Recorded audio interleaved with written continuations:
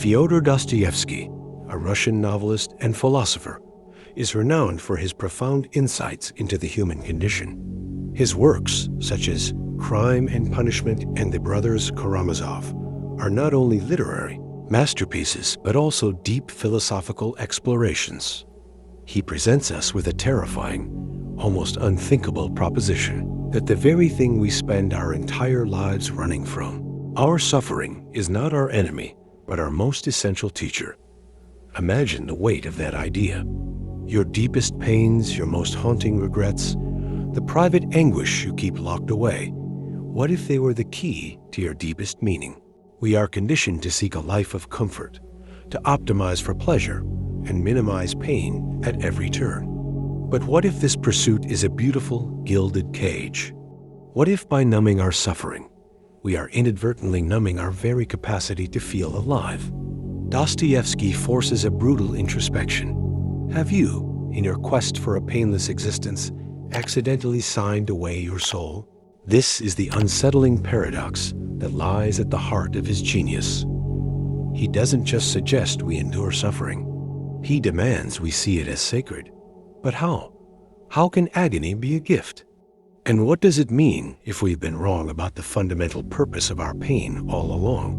We instinctively recoil from this idea because our entire modern psyche is built upon a foundation of avoidance. We are the heirs of a philosophical tradition, amplified by consumer culture, that worships at the altar of happiness and convenience.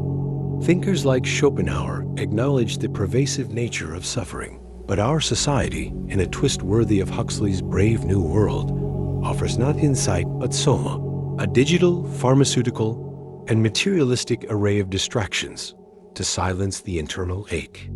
We scroll, we consume, we medicate, we chase one fleeting pleasure after another, not realizing we are treating the symptom while the disease, a profound existential hunger, feasts in the shadows.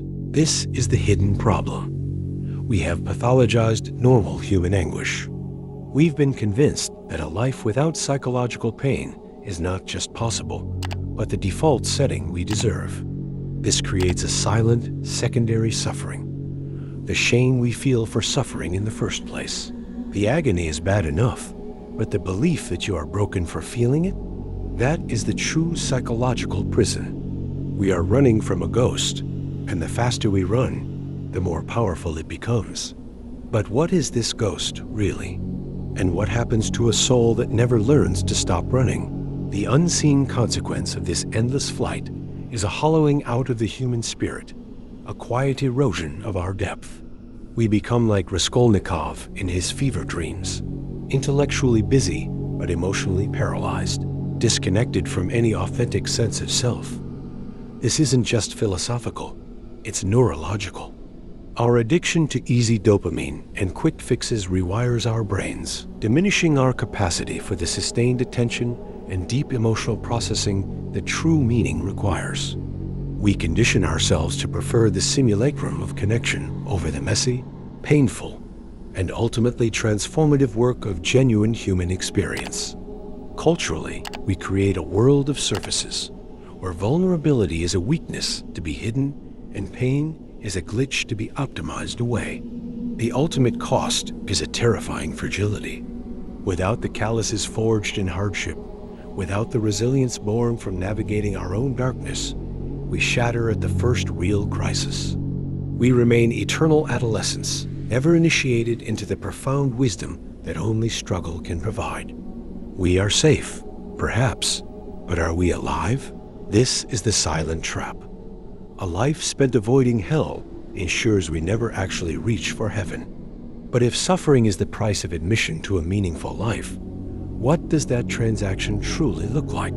The rebellion begins with a radical, almost heretical act of acceptance. It is not masochism. It is alchemy. It is the conscious decision to stop fleeing your pain and to instead turn and face it, to ask with raw curiosity, what are you here to teach me?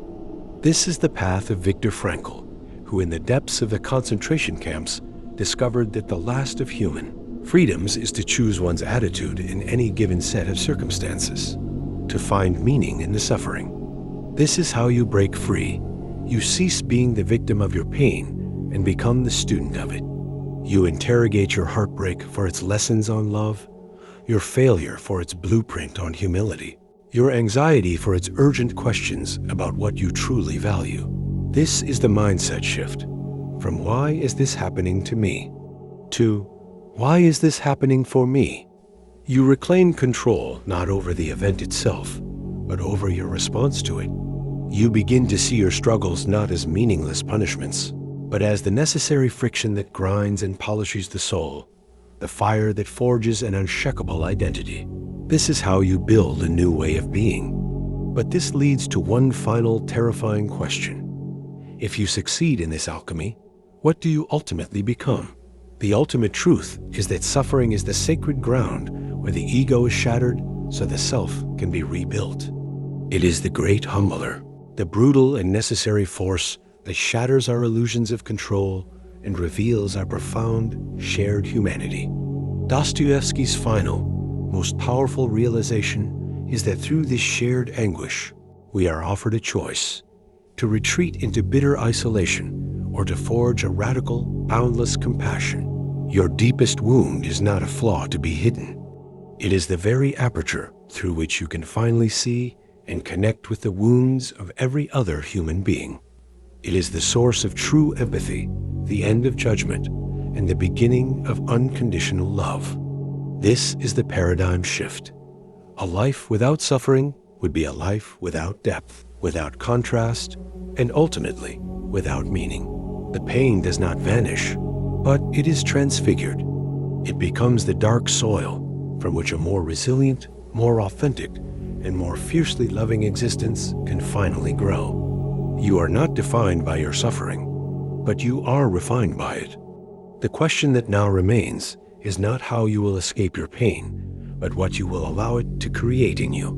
In embracing this mindset, we can find a newfound sense of purpose and meaning. We begin to see that suffering is not something to be feared or avoided, but rather something that can be endured and even welcomed. This perspective allows us to live more authentically and to find beauty in the imperfections of life. In conclusion, Dostoyevsky's views on suffering offer a profound and counterintuitive perspective on personal growth. By embracing suffering, we can develop resilience, empathy, and a deeper appreciation for life. If you're interested in exploring more philosophical themes, be sure to check out my other video on the concept of ikigai and how it can help you find purpose and fulfillment. I'd love to hear your thoughts on suffering and how it has impacted your life, so leave a comment below and let's continue the conversation.